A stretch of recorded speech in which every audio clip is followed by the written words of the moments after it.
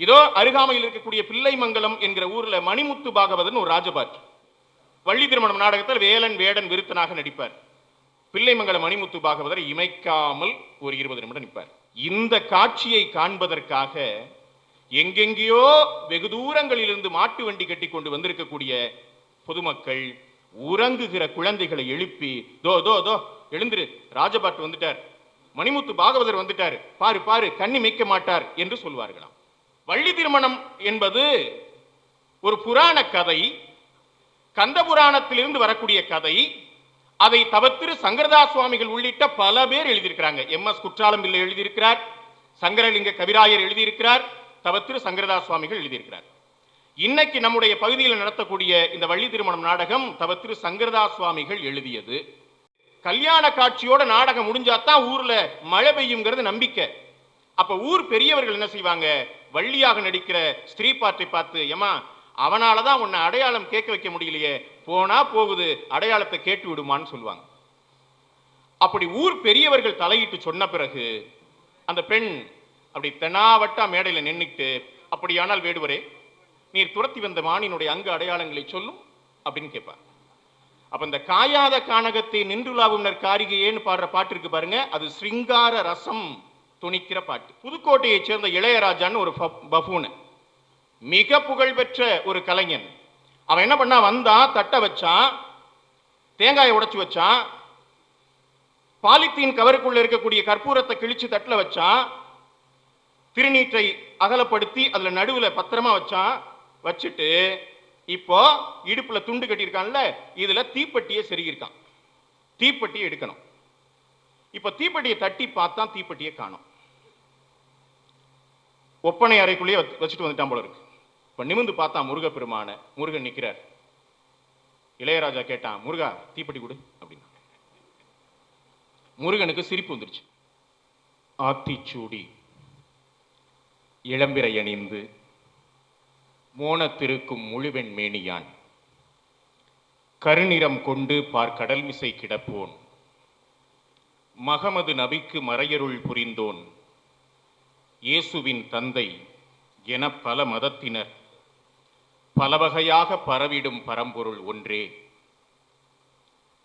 அதனியல் ஒளியுறும் அறிவாம், அதனிலை கண்டார் அல்லலை அகற்றினார், அதன் அருள் வாழ்த்தி அமரவாழ்வு எய்துவோம் என்று தான் எழுதிய ஆத்திச்சூடியினுடைய கடவுள் வாழ்த்திலே அனைத்து மத கடவுளர்களுக்கும் இடமளித்த என்னுடைய ஞான ஆசிரியன் மகாகவி பாரதியை வணங்கி தொடங்குகிறேன்.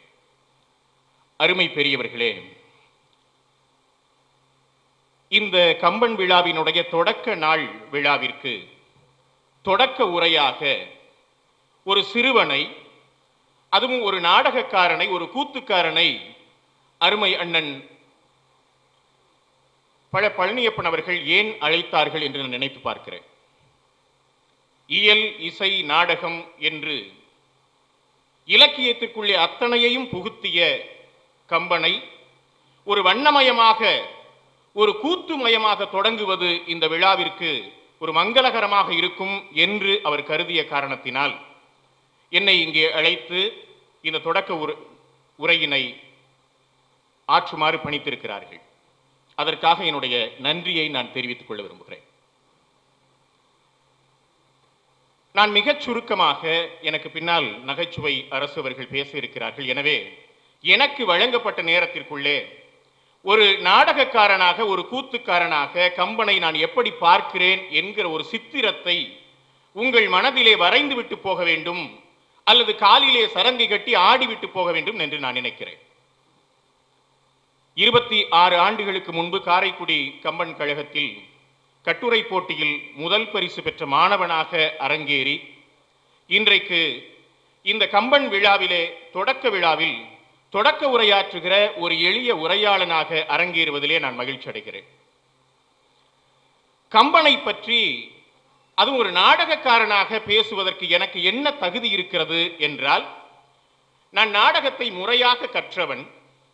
நடிப்பு, நாடக நெறியாளுகை, டைரக்ஷன், ஸ்கிரிப்ட் ரைட்டிங் என்று எனப்படுகிற நாடகம் எழுதுதல் ஆகியவற்றை முறையாக நான் படித்தவன்.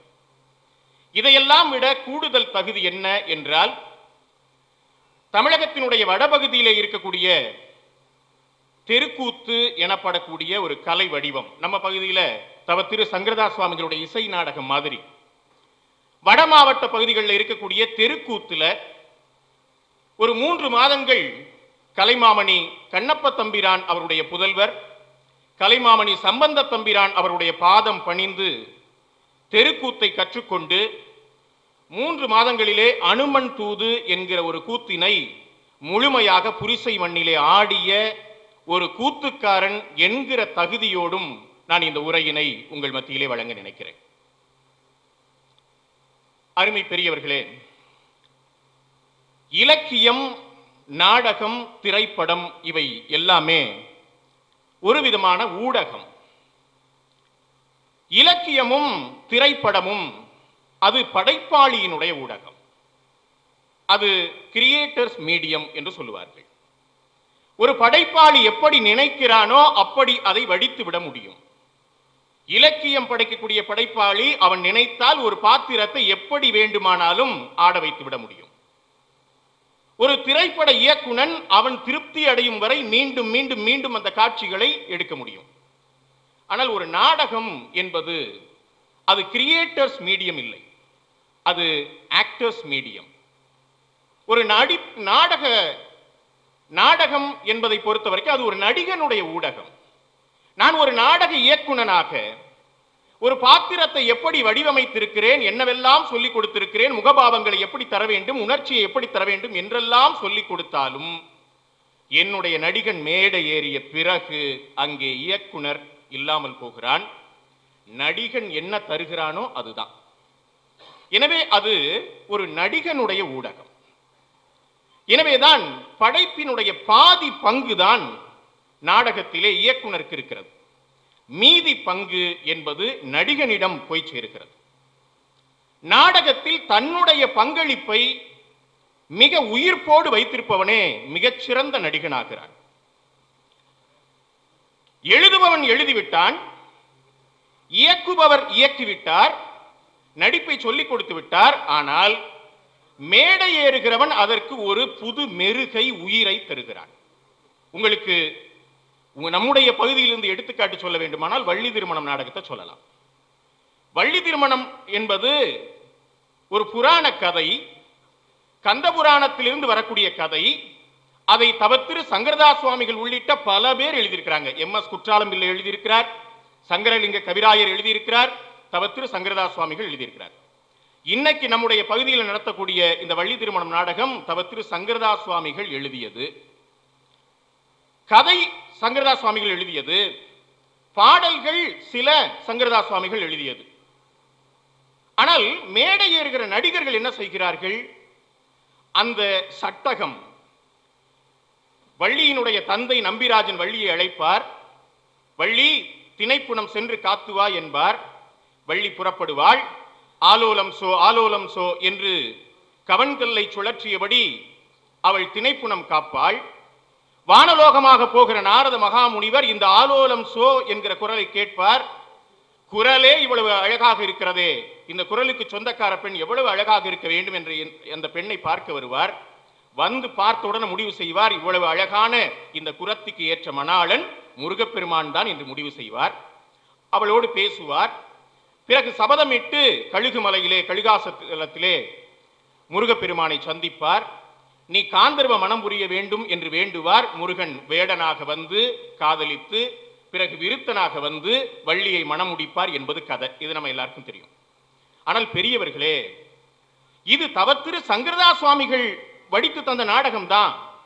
ஆனால் மேடை ஏறுகிற நடிகர்கள் பாதிக்கு மேல தங்களுடையதாக எப்படி மாற்றுவார்கள் என்றால், நாரத மகாமுனிவர் வந்து வள்ளியை பார்த்து கேட்பார், உனக்கு ஏற்ற மணாளன் முருகன் தான், திருமணம் செய்து கொள்கிறாயா என்றால் வள்ளி மறுப்பாள்.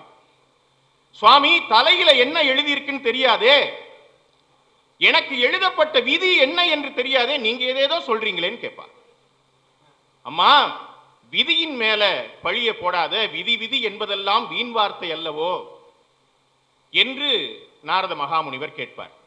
பெரியவர்களே, விதி பெரிதா மதி பெரிதா என்கிற ஒரு பெரிய விவாதம் நாரதருக்கும் வள்ளிக்கும் நடக்கும். அப்போ கதைக்குள்ள ரொம்ப அழகான ஒரு சூட்சுமத்தை வைக்கிறார் சங்கரதாஸ் சுவாமிகள். அதை பற்றி கொள்ளுகிறார்கள் நடிகர்கள். நீங்க வள்ளி திருமணம் நாடகத்தை பார்த்தா இந்த நாடகத்தில் யாருடைய கருத்து வெற்றி பெறப் போகிறது? நாரதருடைய விதியை மதியால் வெல்லலாம் என்கிற கருத்தா, இல்லங்கய்யா மதிதான் விதிதான் பெரிது என்கிற வள்ளியினுடைய கருத்தா? எது வெற்றி பெறப் போகிறது என்கிற ஒரு பெரிய போராட்டம் நாடக அரங்கத்தில் நடக்கும். உங்களுக்கு தெரியும், நாரதரை போட்டு பார்த்து போயிட்டு வா சாமி, அடுத்த மேடையில பார்த்துக்கலாம் என்று அனுப்பி விடுகிற ஸ்திரீ பார்ட்டிகள் நம்ம மத்தியிலே இருந்தார்கள். நாரத மகாமுனிவர் போய் முருகனை வர சொல்லுவார். முருகன் வேடனாக வருவான். என்ன சாக்கு? நான் துரத்தி வந்த மான் நீ காத்து கொண்டிருக்கிறாயே, அந்த திணை புணத்துக்குள்ள நுழைஞ்சிருச்சு, அந்த மானை பிடித்து தா என்று கேட்பான். வள்ளி மான் வரவில்லை என்று சாதிப்பாள். அவன் வந்தது என்பான், இவன் வரவில்லை என்பான். இவள் வந்தது என்று ஒப்புக்கொண்டால்தான், அருமை பெரியவர்களே, மானினுடைய அங்க அடையாளங்களை சொல்லுங்கள் என்று வள்ளி கேட்டால்தான் ராஜபாட் வேடன் அடையாள பாட்டு என்று பாடப்படக்கூடிய காயாத கானகத்தே நின்றுலாவும் நற்காரிகையே என்கிற பாட்டை பாட முடியும். உச்ச ஸ்தாயில இசை நாடக கலைஞர்கள் பாடுவாங்க. காயாத கானகத்தே நின்றுலாவும் காயாத கனகத்தே நின்றுலாவும் நற்காரிகையே.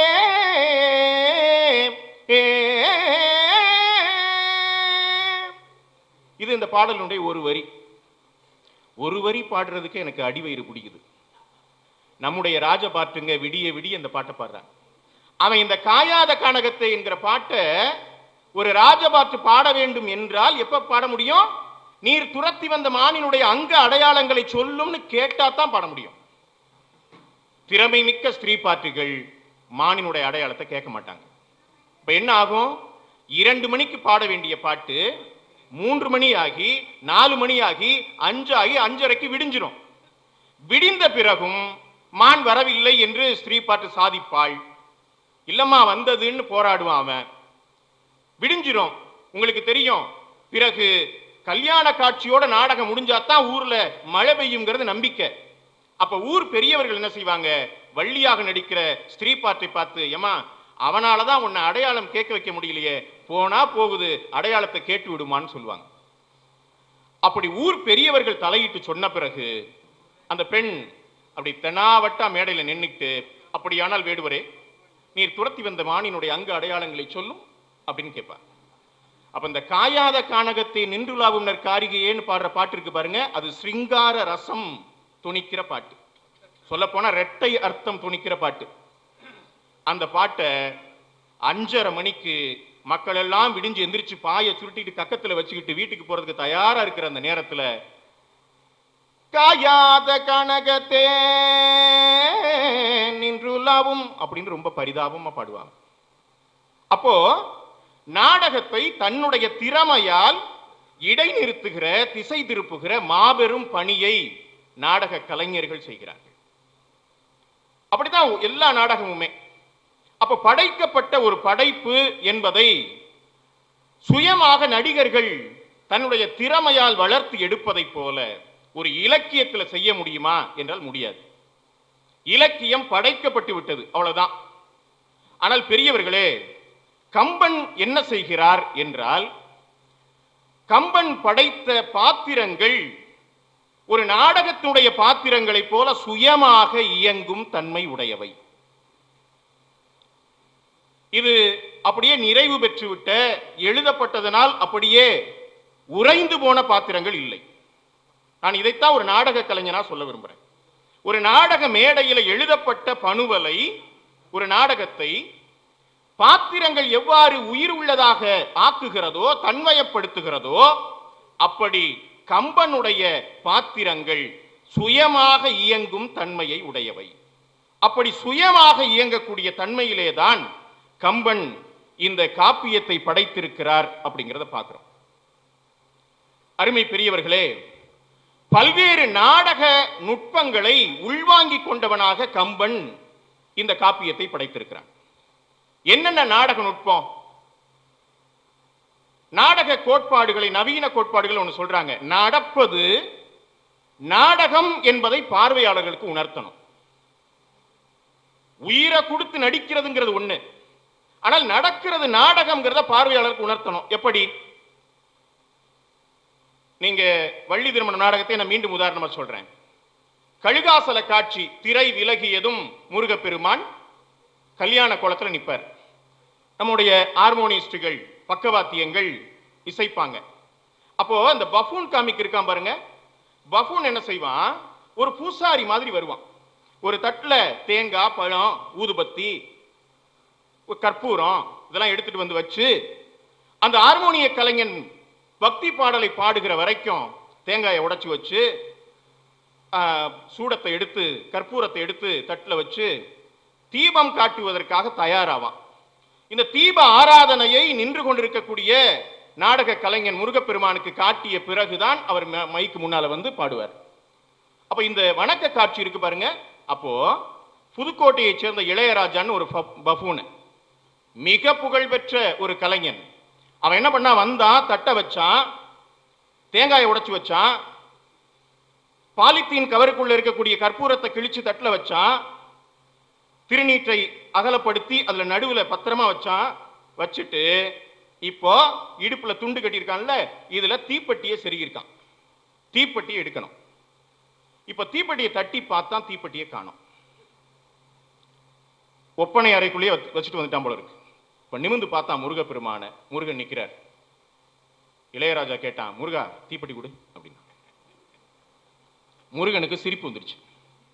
ஏன்னா அசையாம கண்ணிமைக்காம நிற்க வேண்டிய முருகனை பார்த்து முருகா தீப்பெட்டி கொடுன்னு கேட்டா ரெண்டு அர்த்தம். ஒன்று, இந்த உலகத்தில் எல்லாவற்றையும் வேண்டியவருக்கு வேண்டுவதையெல்லாம் கொடுக்கக்கூடிய முருகன் ஒரு தீப்பெட்டி கொடுக்க மாட்டாரான்னு அர்த்தம். ரெண்டாவது, இந்த முருகனாக வரக்கூடிய ராஜபாட்டு அப்பத்தான் ஒப்பனை எல்லாம் முடிஞ்ச பிறகு பின்னால புல்லாங்குழல் வாசிச்சுட்டு வந்திருக்காருன்னு அர்த்தம். அப்போ நடக்கக்கூடியது நாடகம் என்பதை பார்வையாளர்களுக்கு இதை உணர்த்துகிற இதை போன்ற பல அம்சங்கள் நாடகங்கள்ல உண்டு, நமக்கு தெரியும். அருமை பெரியவர்களே, நடப்பது நாடகம் இல்லை என்று காட்டுகிற அளவுக்கான நாடக கலைஞர்களும் இருந்திருக்காங்க. இதே காட்சியில இதோ அருகாமையில் இருக்கக்கூடிய பிள்ளைமங்கலம் என்கிற ஊர்ல மணிமுத்து பாகவதன் ஒரு ராஜபாட். பிள்ளைமங்கலம் மணிமுத்து பாகவதற்கு அவரு வள்ளி திருமணம் நாடகத்தில் வேலன் வேடன் விருத்தனாக நடிப்பார். அவருக்கு என்ன ஸ்பெஷல்னா, அவர் வந்து அந்த கழுகாசல காட்சியில் நிற்கிறார் பாருங்க. அப்போ திரை விலகியதிலிருந்து ஏறத்தாழ 20 நிமிடங்கள் ஹார்மோனிய கலைஞர் பக்தி பாடல் பாடி முடிக்கும் வரை, இந்த பஃபூன் கலைஞர் வந்து பூஜை எல்லாம் செஞ்சு முடிக்கிற வரைக்கும் ஏறத்தாழ 20 நிமிடங்கள் ஆடாமல் அசையாமல் கண் இமைக்காமல் நிற்பார். 20 நிமிடங்கள். நீங்க வேணா ஒரு நிமிடம் கண்ணை இமைக்காமல் இருந்து பாருங்களேன், கண்ணில இருந்து கண்ணீரா கொட்டிரும். ஆனால் 20 நிமிடங்கள் இமைக்காமல் நிற்பார். அந்த நள்ளிரவுல 2 மணிக்கு அந்த பாடல்லாம் முடிஞ்ச பிறகுதான் வந்து ஒலிவாங்கியின் முன்பு பாடத் தொடங்குவார். ஏன் பிள்ளைமங்கலம் மணிமுத்து பாகவதர் அப்படி நிற்கிறார்னா, தேவர்களுக்கும் மக்களுக்கும் நரகர்களுக்கும் என்ன வித்தியாசம்? தேவர்களுக்கும் மனிதர்களுக்கும் என்ன வித்தியாசம் என்றால், தேவர்கள் இமைக்க மாட்டார்கள், மனிதர்கள் இமைப்பார்கள். அதானே? நான் நாடகம் முழுவதும் இமைக்காமல் இருக்க முடியாது. ஒரு வள்ளி திருமணம் நாடகத்தில் முழுவதும் என்னால் இமைக்காமல் இருக்க முடியாது. ஆனா முருகன் எப்படி இமைக்காமல் இருப்பான் என்று ஒரு 20 நிமிடம் காட்டலாம்ல என்று பிள்ளைமங்கலம் மணிமுத்து பாகவதர் இமைக்காமல் ஒரு 20 நிமிடம் நிற்பார். பெரியவர்களே, இந்த காட்சியை காண்பதற்காக எங்கெங்கேயோ வெகு தூரங்களிலிருந்து மாட்டு வண்டி கட்டி கொண்டு வந்திருக்கக்கூடிய பொதுமக்கள் உறங்குகிற குழந்தைகளை எழுப்பி, தோ தோ தோ எழுந்திரு, ராஜபாட்டு வந்துட்டார், மணிமுத்து பாகவதர் வந்துட்டார், பாரு பாரு, கண்ணி மேய்க்க மாட்டார் என்று சொல்வார்களாம். அப்படி புகழ்பெற்ற பிள்ளைமங்கலம் மணிமுத்து பாகவதர் அவரை முருகனாகவே கருதி, அவர் கழுகாசல காட்சியில வந்து நிற்கிற போது கையிலே குழந்தையை கொடுத்து தாலாட்டி தர சொல்லுவார்கள் என்று சொல்லுவார்கள். பிள்ளைமங்கலம் மணிமுத்து பாகவதர் ஒரு நாடகத்தில் நடிச்சிட்டு இருக்காரு. கழுகாசல காட்சி இமைக்காமல் நிற்கிறார். இந்த இமைக்காமல் அவர் இருப்பதை பார்ப்பதற்காகத்தான் ஆயிரக்கணக்கில் ஜனங்க வந்து கூடியிருக்கிறாங்க. அருமை பெரியவர்களே, இந்த நேரத்தில் வயல்வெளியில மேடையில போட்டு அந்த போட்டிருக்கக்கூடிய மேடையில பெட்ரோமாக்ஸ் லைட் வெளிச்சத்திற்கு பறந்து வந்த ஒரு கரு வண்டு ஒன்று, விஷ வண்டு ஒன்று அப்படி பறந்து அவருடைய கழுத்து சட்டைக்கு பின்புறமாக உள்ள விழுந்திருது. கிரீடம், புஜக்கட்டைகள், மார்பு பதக்கம், ஆடைகள் என்று எல்லாம் அலங்கார கோலத்தோடு நின்று கொண்டிருக்கக்கூடிய இருக்கிறார் பாகவதர். கருவண்டு ஒன்று உள்ளே விழுந்து இந்த முதுகுல போட்டிருக்கக்கூடிய முடிச்சுல சிக்கிக்கிச்சு. பாகவதரை கடிக்கிறது. இவர் நிற்கிறாரு. இப்ப பாருங்க, என்ன செய்யணும்? உதறணும், வேற வழி இல்லை, அசைந்தாகணும். ஆனால் அப்படி அசைந்தால் இந்த இரவு 2 மணிக்கு வந்து இந்த கண்ணிமைக்காமல் இருக்கக்கூடிய இந்த காட்சியை பார்ப்பதற்காக வந்து கூடியிருக்கிறார்களே ஆயிரக்கணக்கிலே மக்கள், அவர்களை ஏமாற்றுவதாகுமே என்று கருதி வலியை பொறுத்து கொண்டு புன்னகையோடு, முருகன் என்றால் அழகில்லை, அந்த அழகான திருமுகத்தோடு நின்று கொண்டிருக்கிறார் பாகவதர். இந்த வெளியேறுவதற்கு வழி இல்லாத வண்டு மீண்டும் மீண்டும் மீண்டும் கடிக்கிறது. பாடல் எல்லாம் முடிகிறது. ஒரு பாடலை இசைத்து விட்டு இந்த பாடலினுடைய இடைவெளியிலே ஒப்பனை அறைக்கு உள்ள போறார். போய் முதுகை தடவி பார்க்கிறார். வண்டை பிடிச்சிட்டாரு. பக்கத்தில் இருக்கக்கூடிய நடிகர்களை கூப்பிட்டு, என்னன்னு பாருப்பா, ரொம்ப நேரமா கடிச்சிட்டு இருக்குங்கிறாரு. உள்ள கையை விட்டு எடுத்து பார்த்தா ஒரு விஷ வண்டு ஒன்று கடித்திருக்கிறது. அருமை பெரியவர்களே, ரத்தம் கசிஞ்சிருக்குது. வேக வேகமாக உதறிவிட்டு பார்வையாளர்களை ஏமாற்றி விடக்கூடாது என்பதற்காக மேடைக்கு வந்து பாடுகிறார். அடுத்த பாடல்ல ஹார்மோனியம் வாசித்துக் கொண்டிருக்கக்கூடிய, பின்பாட்டு வாசித்துக் கொண்டிருக்கக்கூடிய கலைஞன் பார்க்கிறான். வழக்கமா பாடுற மாதிரி மணிமுத்து பாகவதர் பாடல, நாக்கு குழறுது, கண்கள் செருகுகின்றன, கால்கள் தடுமாறுது.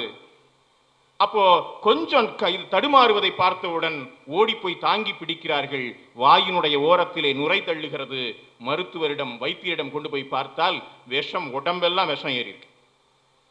பிறகு வைத்தியம் பார்த்து 6 மாதங்கள் இரவிலே கண் விழிக்க கூடாது என்ற வைத்தியரின் உத்தரவுப்படி பிள்ளை மங்கலத்துல தன்னுடைய ஓட்டு வீட்டுல கயிற்றுக்கட்டில போட்டு படுத்திருப்பாராம் மணிமுத்து பாகவதர். எங்கெங்கேயோ இருந்து மக்கள் வண்டி கட்டி கொண்டு வந்து தங்களுடைய வீடுகளில் விளைந்த காய்கறிகளையும் கனிவகைகளையும் கொடுத்து, ஐயா படுத்துருங்க ஐயா, எந்திரிக்காதீங்க சாமி, நீங்க நல்லா இருக்கணும் என்று வணங்கிவிட்டு போவார்கள் என்று நாடக மரபு ஒரு கலைஞனை பற்றி சொல்லுகிறார்.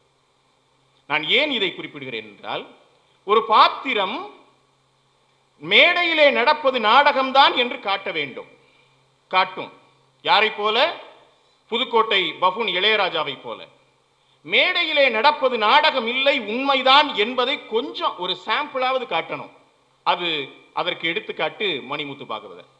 கம்பன் பாத்திர படைப்புகளில் இந்த 2 தன்மைகளும் இருப்பதை நாம் பார்க்கலாம் பெரியவர்களே. அருமை பெரியவர்களே, நாடகம் அப்படின்னு சொன்னா உங்களுக்கு நான் விரிவாக சொல்ல வேண்டிய அவசியம் இல்லை. கம்ப நாடகம் என்றே கம்பராமாயணத்தை சொல்லுகிற ஒரு வழமை உண்டு என்பது நமக்கு தெரியும். ஒரு நாடகம் என்பது காட்சியை கண் முன்னால விரிக்கணும். காட்சியை கண் முன்னாலே கொண்டு வந்து காட்டுவதுதான் நாடகம். நீங்க வசனம் பேசுவது இல்லை. இப்போ பேச்சாளர்கள் பேசுகிறார்கள், நம்முடைய மனக்கண் முன்னால் ஒரு சித்திரத்தை எழுப்புகிறார்கள். அப்படி கண் முன்னாலே அந்த பிம்பங்களை கொண்டு வந்து காட்டுகிற காரணத்தினால்தான் கம்பராமாயணத்திற்கு கம்ப நாடகம் என்று பொருள். நாடகத்தினுடைய அடிப்படை காட்சி. காட்சி ரூபமாகவே எல்லாவற்றையும் காட்டுவது. கம்பன் அப்படி காட்சி ரூபமாக காட்டுவதிலே மிகப்பெரிய வெற்றியை பெற்றிருக்கிறார் என்பதைத்தான் கம்பராமாயணத்தினுடைய ஒரு பாடலை படிக்கிறவன் கூட உணர முடியும். நாடகத்தினுடைய மற்றொரு அடிப்படை, நாடகம் என்றாலே அது முரண்தான். முரண்தான் நாடகம். ஒரு 2 அம்சங்களுக்கு இடையில் இடையராது இருக்கக்கூடிய முரண் இருக்கு பாருங்க. அந்த முரண் இருந்தால்தான் அது நாடகம். நீங்க யோசிச்சு பாருங்களேன். காலையில் எழுந்ததிலிருந்து ஒருவன் பேருந்து பிடித்து அலுவலகத்துக்கு போய் சேருகிற வரைக்கும் ஒரு நாடகத்தை எடுத்தால் அதுல எந்த சுவாரஸ்யமும் இல்லை. சுவாரஸ்யம் என்ன? அவன் பேருந்துல ஏறும் போது ஏதாவது ஒரு காரணத்திற்காக யாருடையாவது சண்டை வரணும், அல்ல தவறி விழுகணும், ஏதாவது ஒரு நிகழ்வு நடந்திருக்கணும். அது நல்லதோ கெட்டதோ, அதுதான் முரண். எனவே வாழ்க்கை என்பது சுவையாக எப்போது இருக்கும் என்றால், முரண் இருந்தால்தான் சுவை இருக்கும். அருமை பெரியவர்களே, வாழ்க்கையினுடைய முரணை உண்மைக்கு நெருக்கமாக நிறுத்தி தரிசனம் தருபவர்களே மகத்தான படைப்பாளிகள்.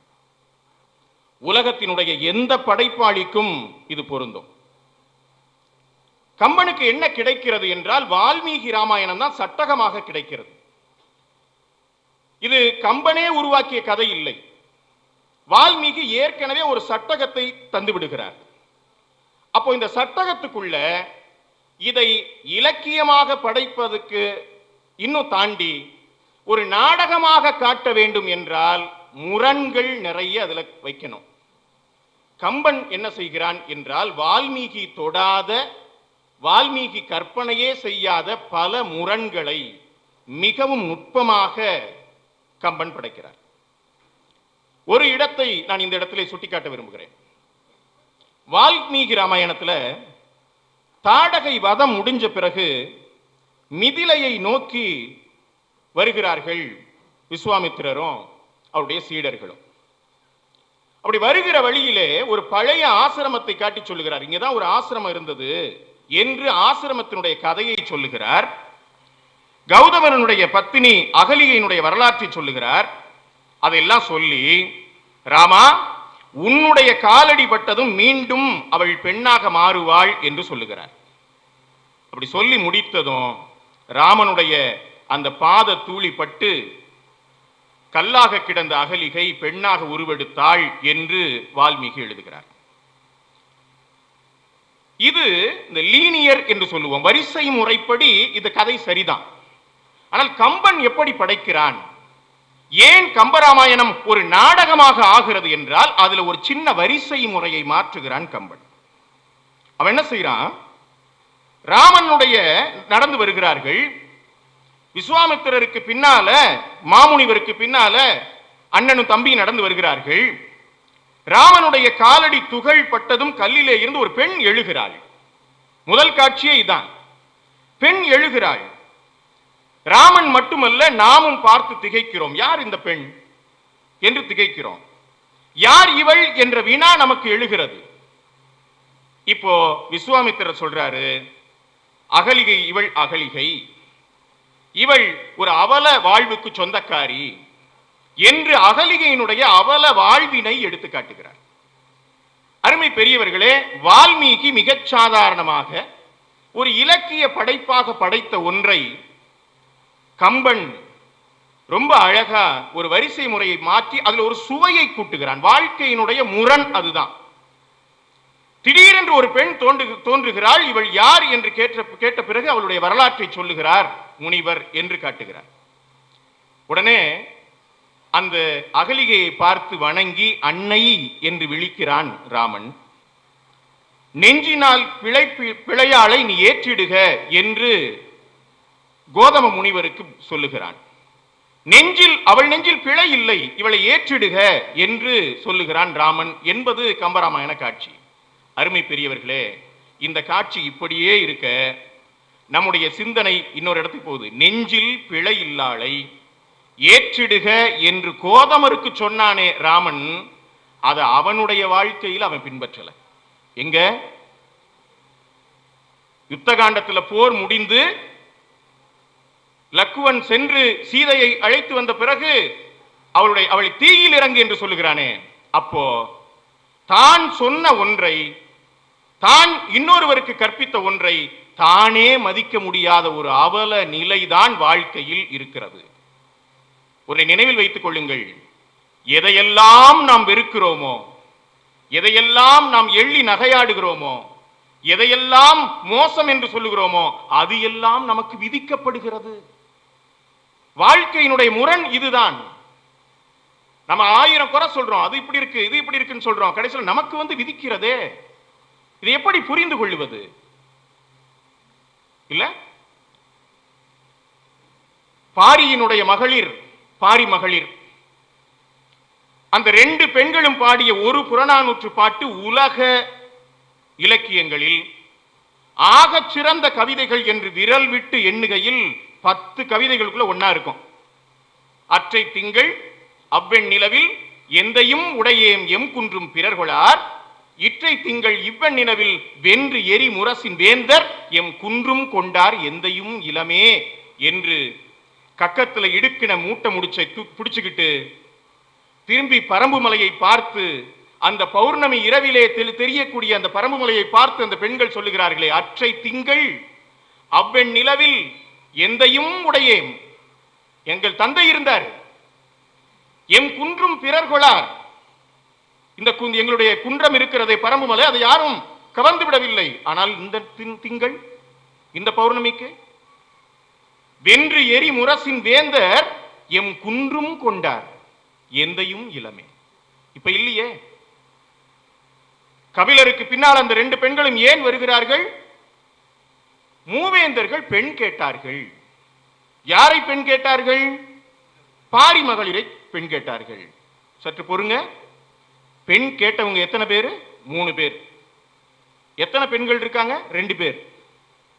கேட்டவங்க 3 பேர், ஆனால் இருக்கிற பெண்கள் 2 பேர்.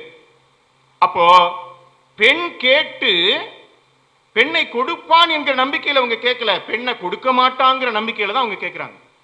ஏனென்றால் பெரியவர்களே, மலை மக்களினுடைய பண்பாடு வேறு, சமவெளி மக்களினுடைய பண்பாடு வேறு. ஆனால் சமவெளியில் இருக்கக்கூடிய அரசர்கள் கேட்கிறார்கள். ஒன்றை நினைவில் வைத்துக் கொள்ளுங்கள், பெண்ணை கேட்டு கொடுப்பது என்பது மலை மக்களினுடைய வழக்கம் இல்லை. அதனால அவங்க கொடுக்க மாட்டாங்க. அப்போ பெண் கொடுக்க மாட்டோம் என்கிற மகன் மறுத்தல் என்கிற துறையின் கீழே வரக்கூடிய மகன் மறுத்தல் என்கிற துறையிலே வரக்கூடிய இந்த பாடல் இருக்கு பாருங்க. பெண்ணை கொடுக்க மாட்டோம் என்று சொல்லி போர் தொடுத்து போரிட்டு தன்னுடைய நாட்டையும் இழந்து மலையையும் இழந்து உயிரையும் விடுகிறான் வள்ளல் பாரி. ஆனா வாழ்க்கையினுடைய முரணை பார்த்தீர்களா? அந்த பெண்களை அழைத்து கொண்டு வருகிறாரே பாரி, அவர் என்ன சொல்றாரு? இந்த 2 பெண்களையும் நல்ல மணவாளர்களை பார்த்து திருமணம் செய்து வைக்க வேண்டும்ங்கிறார். எந்த ஏற்பாட்டு திருமணத்தை பாரி எதிர்த்து களம் புகுந்தானோ அதே ஏற்பாட்டு திருமணத்தை பாரியினுடைய பெண்களுக்கு செய்து வைக்க எண்ணி நடந்து போகிறார் கபிலர். இதுதான் வாழ்க்கையினுடைய முரண். இப்படிப்பட்ட முரணை மிகச் சிறப்பாக தன்னுடைய காப்பியத்திலே படைத்தவர் கம்பர். அருமை பெரியவர்களே, இப்படியான நாடக நுட்பங்கள் பல கம்பனிடம் இருக்கிறது. இங்கே அண்ணன் பழனியப்பன் அவர்கள் அவரோடு உரையாடி கொண்டிருந்த போது இதை சொன்னேன். கம்பராமாயணத்திலிருந்து ஒரு பாத்திரத்தை எடுத்து அந்த ஒரு பாத்திரத்தை மையமாக வைத்து ஒரு மணி நேரம் ஒரு தனி நபர் நிகழ்வாக நிகழ்த்த முடியும். அற்புதமான ஒரு நாடகத்தை உருவாக்க முடியும். அதுவும் ராவணன் பேசினால் எப்படி இருக்கும்? இந்திரஜித்தினுடைய மறைவு செய்தி வந்து கேட்கிறது ராவணனுக்கு. அப்படி கேட்ட உடனே தன்னுடைய மகனுடைய சடலத்தை பார்க்க புறப்பட்டு போகிறான் ராவணன். அப்படி புறப்பட்டு போகிற ராவணனுடைய மனதில் என்னவெல்லாம் ஓடுகிறது என்பதை ஒரு நாடக காட்சியாக அமைத்தால் அது மிகச்சிறந்த இன்றைக்கும் பார்க்கக்கூடிய ஒரு நாடகமாக இருக்கும் என்று அவர்களிடம் சொன்னேன். அண்ணன் அவர்கள் கேட்டுக்கொண்டதை போல அடுத்த ஆண்டு இதே கம்பன் விழாவிலே அப்படியான ஒரு நாடகத்தை அரங்கேற்றுவேன் என்கிற உறுதியை தந்து, ஒரு கூத்து ஆட சொல்லுவதை விட்டுவிட்டு பேச சொல்லுவது என்பது ஒரு வகையில் வன்முறைதான். அந்த வன்முறைக்கு நானும் ஆட்பட்டிருக்கிறேன் அன்பின் காரணத்தால் என்று சொல்லி வாய்ப்புக்கு நன்றி பாராட்டி விடைபெறுகிறேன். நன்றி, வணக்கம்.